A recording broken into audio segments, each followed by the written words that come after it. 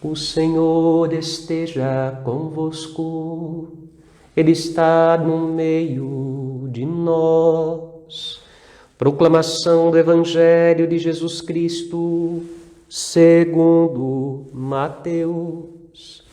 Glória a vós, Senhor. Naquele tempo, Jesus passou no meio de uma plantação num dia de sábado. Seus discípulos tinham fome e começaram a apanhar espigas para comer. Vendo isso, os fariseus disseram-lhe: Olha, os teus discípulos estão fazendo o que não é permitido fazer em dia de sábado. Jesus disse-lhes: Nunca lestes o que fez Davi, quando ele e seus companheiros sentiram fome? Como entrou na casa de Deus e todos comeram os pães da oferenda, que nem a ele nem aos seus companheiros era permitido comer, mas unicamente aos sacerdotes? Ora, nunca lestes na lei que em dia de sábado no templo os sacerdotes violam o sábado sem contrair culpa alguma? Ora, eu vos digo, aqui está quem é maior do que o templo. Se tivesseis compreendido o que significa eu quero a misericórdia e não o sacrifício, não teríeis condenado os inocentes. De fato, o Filho do Homem é Senhor do sábado. Palavra da salvação. Glória a vós, Senhor.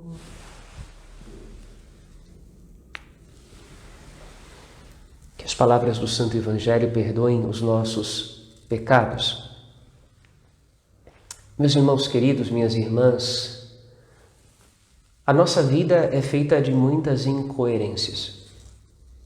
O pecado talvez seja das incoerências o maior, mas há muitas outras incoerências. Muitas vezes somos incoerentes por ignorância, porque desconhecemos tudo que nós poderíamos conhecer para ter uma vida digna e para dar uma vida digna ao próximo. Outras vezes somos incoerentes por negligência, porque mesmo sabendo, escolhemos não fazer. Outras vezes há defeitos que são invencíveis, falhas de caráter, coisas que de repente se agregaram à vida das pessoas ao longo do seu processo de desenvolvimento e formação que é muito difícil se separar delas. O ser humano carrega muitas incoerências. Talvez por isso Paulo tenha dito que o amor de Deus, o amor de Cristo, a caridade de Cristo sempre nos constrange. Ou mesmo Davi, no Salmo 50, quando disse: Eu tenho diante de mim sempre o meu pecado, tenho diante de mim sempre as minhas incoerências, tenho diante de mim sempre o fato de que Deus e a sua vontade estão para muito além da minha sabedoria e, se não fosse sua graça, para além das minhas forças. Por isso, nós somos convidados a olhar para esta palavra do Evangelho entendendo bem o que Jesus está querendo dizer. O sábado deveria ser o dia de Deus, o dia do descanso de Deus, o sétimo dia depois do início da criação. O dia em que Deus descansa, o dia em que a criação descansa, é o dia do serviço a Deus. Por isso que, no tempo de Jesus, os sacerdotes não violam o sábado, porque o que é que há de mais sagrado senão servir o próprio Deus no dia do seu descanso? Mas há um problema aí. Se nós nos transportamos para o livro do Gênesis, nos transportamos para o paraíso, nós lembramos que o ser humano, ao cair no pecado original, ao desobedecer por orgulho a vontade de Deus e a ordem divina, o ser humano ele é expulso do paraíso. O ser humano não tem mais a intimidade necessária para partilhar do descanso divino. Por isso, então, a grande pergunta que fica para nós é: o que é legítimo fazer no sábado? Jesus, em outro lugar, vai perguntar para aqueles que aos poucos se tornaram seus adversários e adversários do Evangelho: o que é certo fazer no sábado? Dar a vida ou tirar a vida? Ora, se a vida é um atributo divino e se Deus é o Senhor da vida e é o vivente por excelência, ora, portanto, uma maneira de santificar o sábado seria amar a vida, cuidar da vida, zelar pela vida e jamais deixar morrer. Mas nós sabemos muito bem que no tempo de Jesus, amparados e envolvidos pela força da lei antiga, muitas vezes o povo de Deus deixava morrer no sábado, deixava passar fome no sábado. Tudo isso sob a desculpa de que o sábado era um dia para Deus, mas, ora, que Deus é esse que gosta de ser servido quando seus filhos estão às portas da morte ou da necessidade? Isto não é um Deus. Ou pelo menos não é esse o Pai de nosso Senhor Jesus Cristo. Por isso, então, diante da necessidade e da fome dos discípulos, quando Jesus em dia de sábado passa por esta plantação, ele vai dizer para aqueles que o condenaram e condenaram aos seus discípulos: se vocês tivessem entendido o que significa eu quero a misericórdia e não o sacrifício, vocês não teriam condenado estes inocentes, porque eles são inocentes, eles estão com fome e foram ao encontro do alimento, independentemente do dia em que esta fome lhes batia no estômago. E por detrás dessas palavras, o que Jesus está dizendo para eles também é o seguinte: como é que vocês se atrevem a dedicar a Deus este dia e a dizer que este dia é um dia sagrado, sendo que, na verdade, aqueles que Deus ama com paixão, aqueles por quem Deus quer entregar sua vida, aqueles por quem Deus enviou o seu Filho ao mundo, estão sedentos, com sede e com fome, necessitam comer, necessitam de misericórdia, necessitam de cura e necessitam de proteção. O desejo de Deus não é a morte.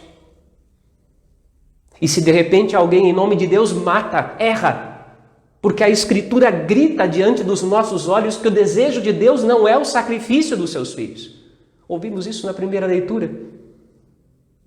Mesmo o rei Ezequias às portas da morte, invocando o nome do Senhor, sim, chegaria o momento em que Deus levaria sua alma, chegaria o momento em que a sua trajetória sobre a terra terminaria. Mas ele faz uma súplica e diz ao Senhor: Senhor, me dá mais um tempo. E Deus, olhando com misericórdia para o bem que aquele homem e aquele rei havia feito, provavelmente, com certeza, conforme a Escritura, o bem que ele fez foi maior do que os males que, infelizmente, suas incoerências acabaram permitindo que se acumulassem. Deus lhe concede mais um tempo. E a gente experimenta isso na nossa vida todo dia. Como é importante a gente poder dirigir a Deus esta prece, essa súplica: Senhor, o Senhor sabe que eu não mereço tanto, mas eu tenho me esforçado para fazer o bem, dá-me mais um tempo. Dá-me mais um tempo para que eu possa me converter, dá-me mais um tempo para que eu possa me santificar, dá-me mais um tempo para que eu aprenda a amar, dá-me mais um tempo para que eu possa valorizar aquilo que o Senhor valoriza, dá-me mais um tempo para que o Evangelho seja vida na minha vida, dá-me mais um tempo para que eu seja santo e para que eu possa levar Tua palavra aos meus irmãos, dá-me mais um tempo. É o que nós pedimos agora, em meio a esta imensa pandemia. Senhor, dá-nos mais um tempo, dá-nos mais um tempo, livra-nos desta provação, para que nós possamos demonstrar que entendemos como é que nós tornamos sagrado um dia para Deus. Jesus nos ensinou, no domingo da ressurreição, que o dia sagrado para Deus é o dia em que o próprio Filho de Deus rende o Espírito, entrega o Espírito, realiza uma nova criação e dá vida. Dá vida. àqueles que Deus ama e àqueles que Deus quis chamar de sua família e seus filhos. Deus não é o Senhor da morte, Deus é o Senhor da vida. Para Ele, todos vivem, sempre. Por isso, pedimos ao Senhor que olhe para nós com misericórdia e dê sabedoria. Em meio a tantas incoerências que marcam nossa vida humana, que Ele dê sabedoria a nós, para entendermos o que significa quando a Sua palavra grita aos nossos olhos e ao nosso coração: eu que sou o vosso Deus, eu que sou o santo no meio de ti, eu quero a misericórdia e não o sacrifício. Eu não me comprazo na morte no pecador, mas que ele se converta e tenha vida. E que esta vida seja uma vida em abundância. Isso não quer dizer que Deus não vai julgar os vivos e os mortos. Sim, Ele haverá de julgar. Mas o julgamento de Deus é fruto daquilo que Ele nos dá em abundância e transbordamento e no modo como nós acolhemos a vida que Ele colocou como semente de vida eterna em nossas mãos para que nós a semeássemos. Se nós somos realmente filhos do Senhor da vida e espalhamos a vida de Deus, com toda a certeza, mesmo que muitas vezes derramando nosso sangue, com o nosso sacrifício, nossas dores e nossas lágrimas, a semente divina se multiplicará e será abundante a colheita. Amém.